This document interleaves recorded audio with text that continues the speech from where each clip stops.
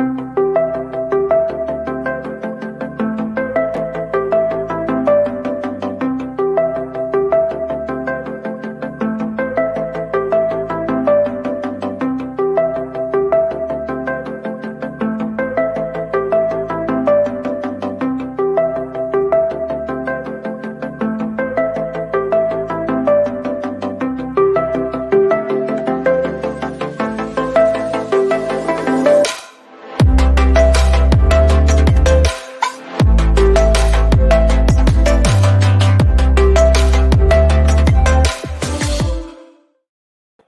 everyone, can you believe it is the end of our very first ever IKEA Foundation Week? Honestly, I cannot. It has been an absolutely incredible week. For those of you who are still with us at the end of this long week, we really appreciate you joining to watch us wrap up the week. I'm, of course, joined by IKEA Foundation CEO Per Heggenes. Hey, Per, nice shirt.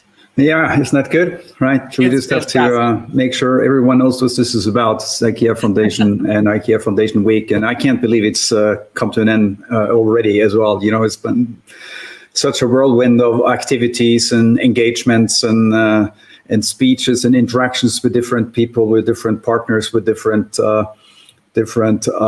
beneficiaries, as we call them sometimes, the children and the families that we help to a better life and help themselves to a better life. So it's been amazing, you know, starting with all the discussions we had with the different IKEA country managers and our partners prior to the IKEA Foundation Week to gear this up, and having really interesting dialogues and getting on the inside of some of the partners' way of thinking, what they do and the impact they create in the part of the world where they operate. And then, you know, having seen all this engagement from coworkers all around the world, and we will look at that in a moment, right? So especially how different coworkers have made its IKEA Foundation Week visible in the stores. So it's been a fantastic experience so far, and I'd never thought that we'd get to this level so quickly. So well done so far.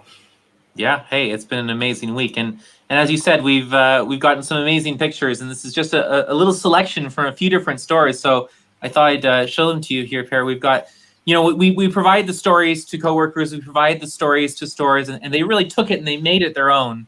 And I'm so thrilled to see that. It's great to see this come alive in stores. So we have some examples from Poland here, from the United Kingdom and Denmark. And you can see in the Aarhus store there, they made a little spot for them to use the augmented reality app. So it's a little 2x2 meter place for you to open up the portal. And then over here, we've got some more of Poland, actually. Poland was super engaged and has a beautiful installation in the Poznan store, actually. So that's pretty cool. And so the same, actually, all beautiful installations. Yeah, I like the point that also the Danes had made in the previous photo where it says "Explore IKEA Foundation." I happen to be able to read Danish, right? Oh. And that's exactly what we wanted people to do this week. It's actually explore the foundation and the work that the foundation finances through excellent partners and the impact we ultimately create on improving children's lives. Yeah, no, absolutely. It's been super inspiring to see other people start talking about the IKEA Foundation. You know, you and I talk a lot about the IKEA. We do. So to see it come out of other people's mouths and be typed and shared by so many other people around the world has been really touching and inspiring for me. It's a nice moment to look back on. We also have a really cool picture here from a couple from Italy. You can see a presentation there about the 5 different stories, and also they set up Better Shelter in one of their meeting centers. Yeah, that's good to see. You know, it's been a project that I've been closely involved in for almost 10 years now. And in the meantime, we have deployed through the shelter organization about 70,000 of these shelters around the world and created temporary homes for families been forced to flee their homes. So. And IKEA was always very involved in helping us do this even better than we could have done ourselves. So it's a clear example of how the two organizations have collaborated to help people in need. Incredibly inspiring. And then from my home country, who I'm always proud of, IKEA Ottawa sent us this really cool picture of a customer-facing installation that they did, which is really beautiful. And they even gave a demonstration of the augmented reality app here, where they have someone going in and scanning the QR code. There we go. Stepping into the world of the IKEA Foundation. This was a pretty cool one. I mean, this was a lot of fun to work on, and this was something we've never tried before. So this was a leap of faith.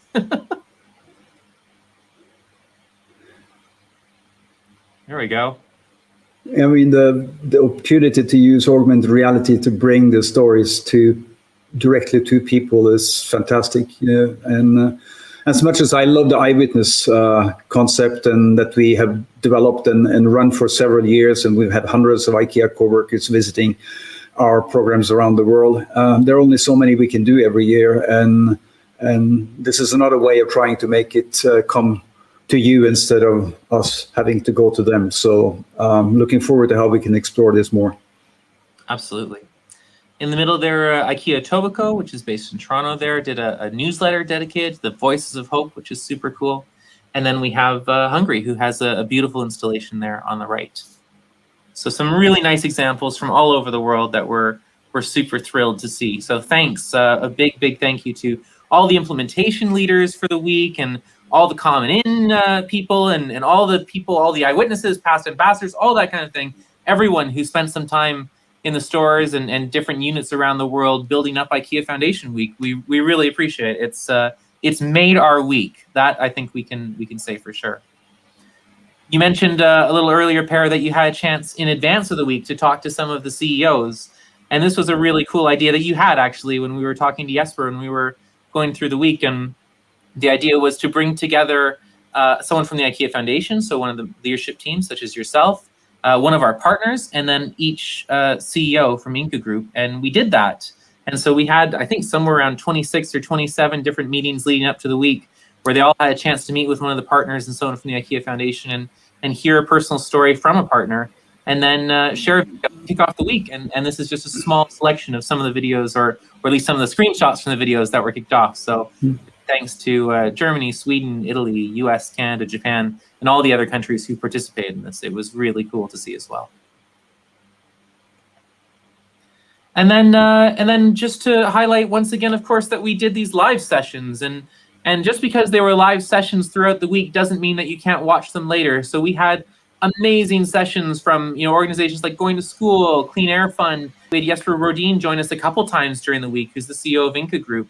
We had Shujaz, we had a Rainforest Alliance, we had NView, we had all different, or UNHCR. We had some past eyewitnesses from Selco Foundation and UNHCR join us. So we had such a wide range of events, and they're all about half-hour long, so they're not too long.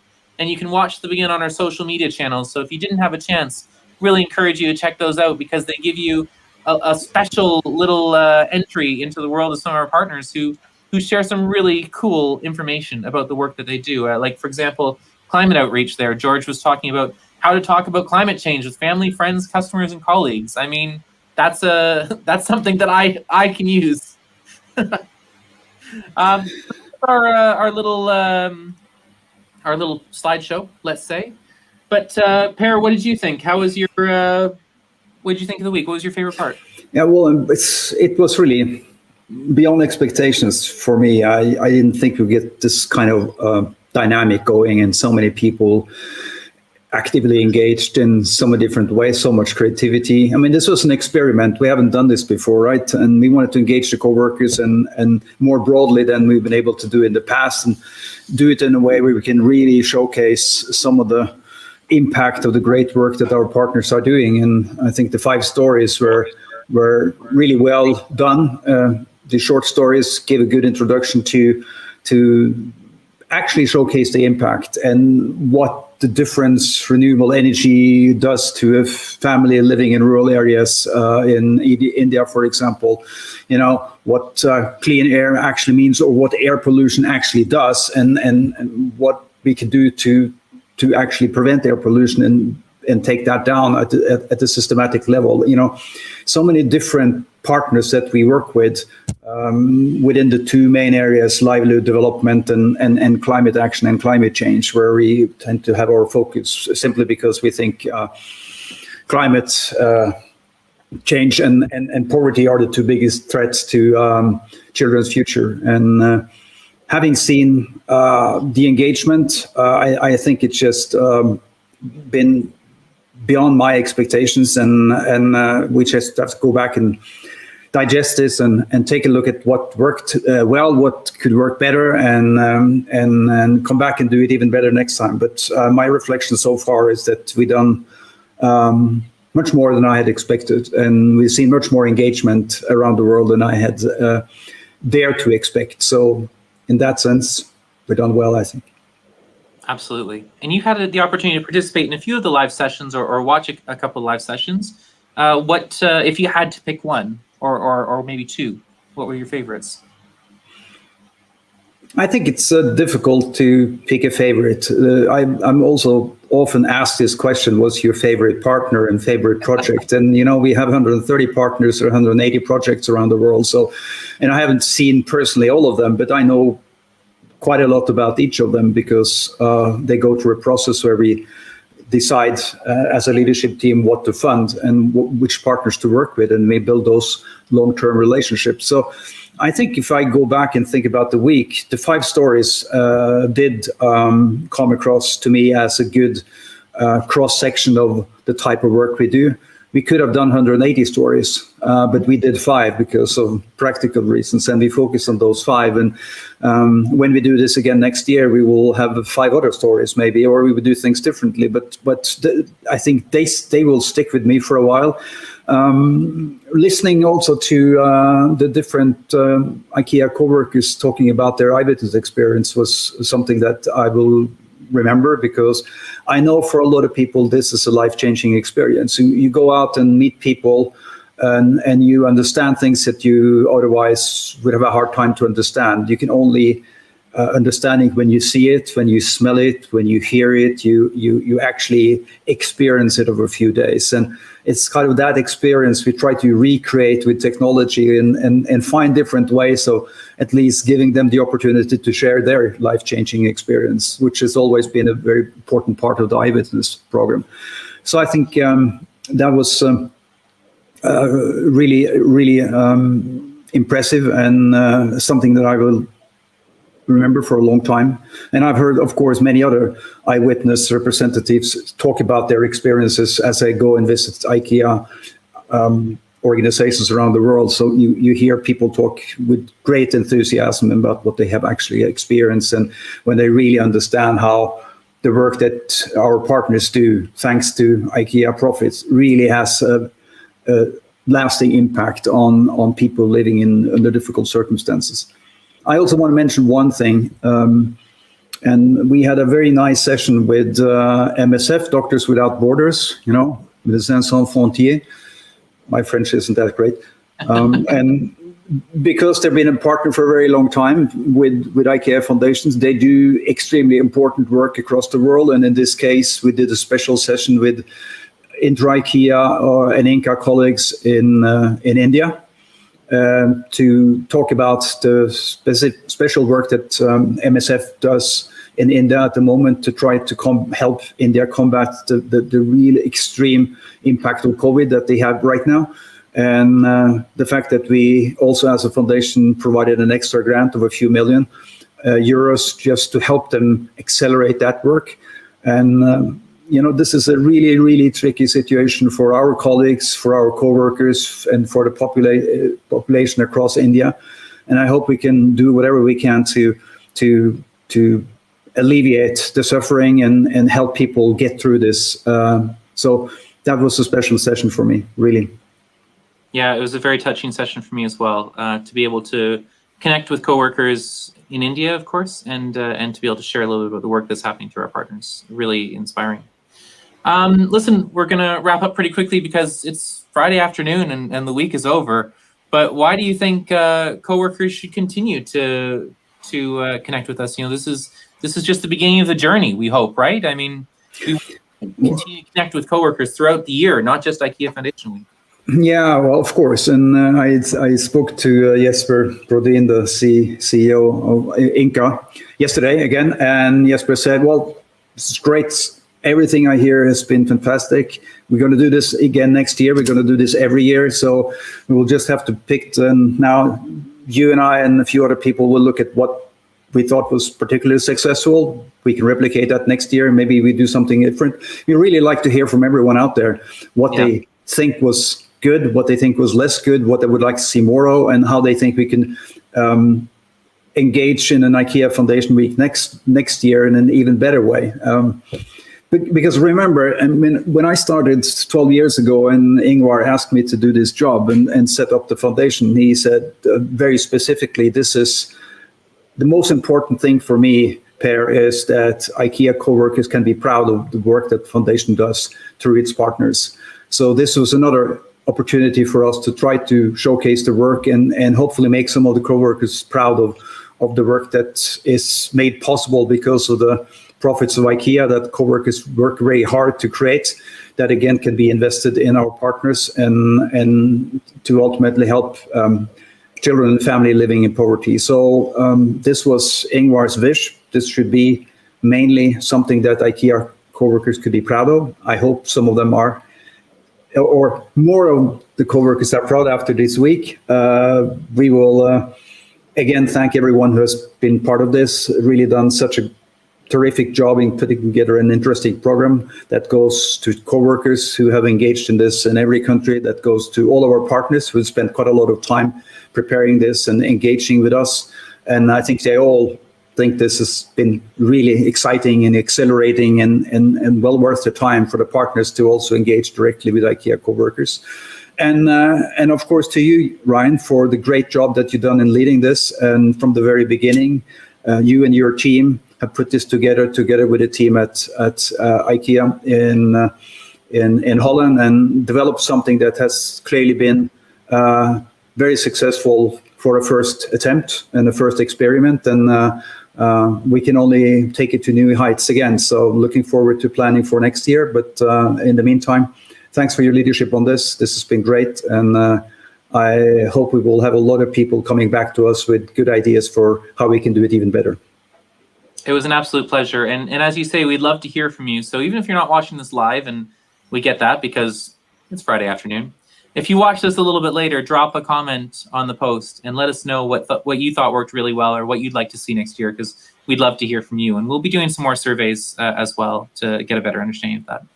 But Per, I think this is a good time for us to officially wrap up. The live events are done. Augmented reality, all 5 stories are unlocked. The videos are out there. Everything has been released into the world.